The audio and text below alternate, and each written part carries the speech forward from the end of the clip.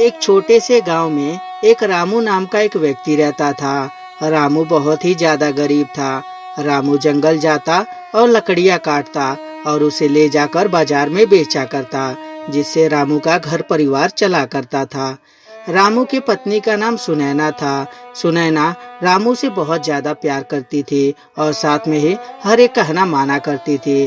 परंतु आजकल सुनैना रामू से कुछ ज्यादा ही नाराज रहने लगी थी। एक दिन रामू जब घर आता है तो सुनैना उससे कहती है, ओ जी, आपको कुछ पता भी है? बगल में जो रजनी रहती है, रजनी के पति ने उसके लिए सोने का कंगन लाके दिए हैं। आप मेरे लिए सोने का कंगन कब लाके देंगे?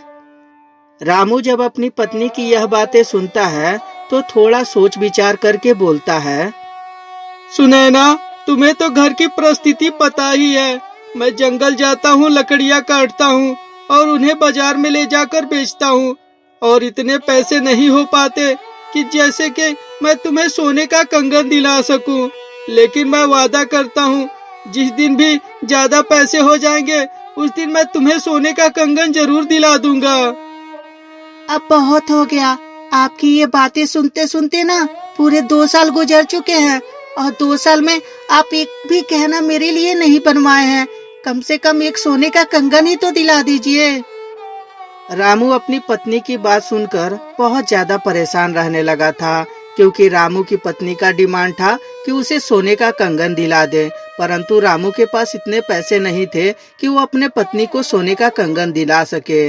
रामू बहुत ही ज्यादा परेशान होकर जंगल की तरफ लकड़ियां काटने के लिए निकल जाता है।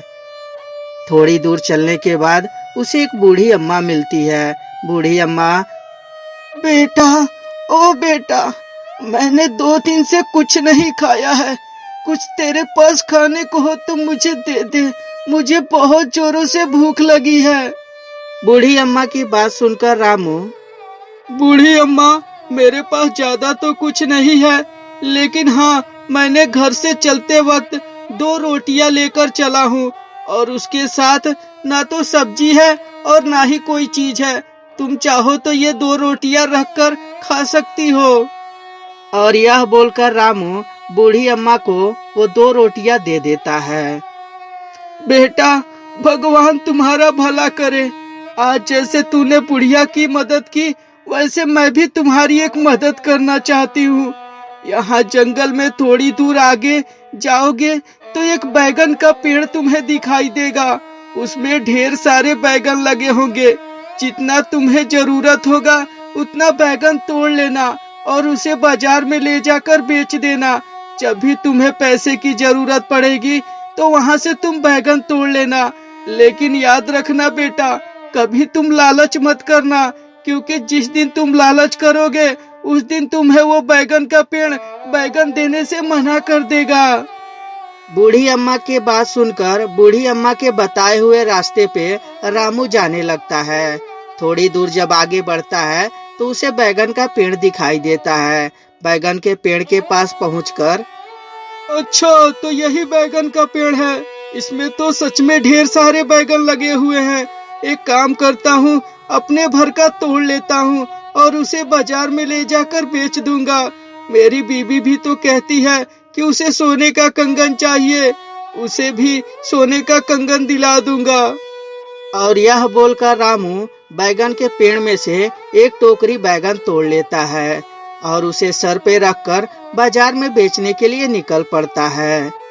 शाम को जब रामू अपने घर पहुंचता है तो उसकी पत्नी, ओ जी, क्या हुआ? आज आपको लकड़ियां नहीं मिली? आज आप लकड़ी नहीं लेके आए हैं?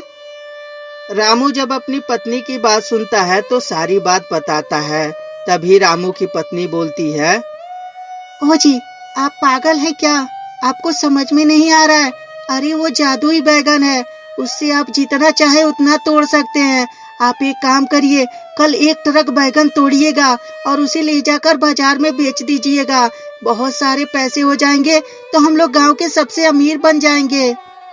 रामू जब अपनी पत्नी की बात सुनता है तो उसे डांटते हुए बोलता है, तुम शायद मेरी बात नहीं समझी। बूढ़ी अम्मा ने कहा था कि लालच नहीं करना है, और जब भी मैं लालच करूंगा तो बैगन का पेड़ मुझे बैगन नहीं देगा। अच्छा, तो एक बूढ़ी माँ कह दी और आप मान गए। अरे ट्राई तो कीजिए, वो जरूर बैगन का पेड़ बैगन देगा। क्यों नहीं देगा? वो इंसान थोड़ी है कि वो आपको मना कर देगा। रामू की पत्नी रामू को बहुत ज्यादा फोर्स करती है, परंतु रामू अपने मर्यादा पे खड़ा रहता है। रामू उस बैगन के पेड़ में से ज्यादा बैगन तोड़ने के इरादे बिल्कुल भी उसके नहीं थे। एक दिन रामू की पत्नी उसी बैगन के एक पेड़ के पास पहुंच जाती है और जाकर 2 टोकरी बैगन तोड़ लेती है। जैसे ही 2 टोकरी बैगन तोड़ती है, वो अचानक से टोकरी खाली हो जाता है। अरे ये क्या हुआ? मैंने तो अभी अभी 2 टोकरी बैगन तोड़ा था, लेकिन इस टोकरी में से बैगन कहाँ चला गया? और यह बोलकर रामू की पत्नी फिर से 2 टोकरी बैगन तोड़ती है, परंतु देखते ही देखते फिर से टोकरी में से बैगन गायब हो जाता है। ये क्या हो रहा है? आखिर में बैगन गायब कहाँ हो जा रहे हैं? मैं तो बैगन बराबर तोड़ रही हूँ और बैगन रख भी रही हूँ, लेकिन टोकरी में जाते ही भरते ही अचानक से टोकरी खाली हो जा रहा है। इस बात को सुनैना सोचती ही रहती है, तभी एक आवाज सुनाई देती है। ओए लालची औरत, ये बैगन तुम्हारे लिए नहीं है। तुम यहाँ से भाग जाओ, वरना हमेशा के लिए मैं तुम्हें इस बैगन के पेड़ में कैद कर दूंगा और तुम यहाँ से कभी भी आजाद नहीं हो पाओगी। तुम एक नंबर की लालची हो।